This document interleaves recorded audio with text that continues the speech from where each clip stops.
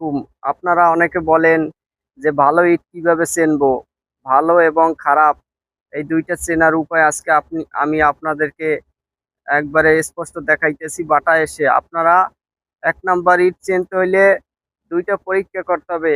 ১ number দুইটা ইট নেবেন। ১ number ইট নিয়া এরকম আপনি বাড়ি দেবেন।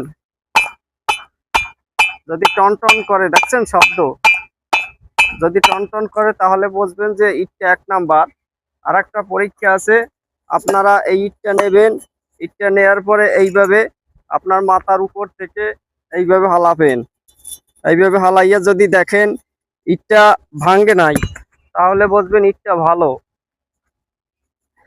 আর যদি ভেঙে যায় তাহলে বুঝবেন, দেখছেন ইটটা কত শক্ত, এবং এই যে ভাঙছে একটু কোনা খসছে, কত সুন্দর কালার হয়েছে। এই ইটটা বুঝতে হবে ১ নাম্বার। ঠিক আছে।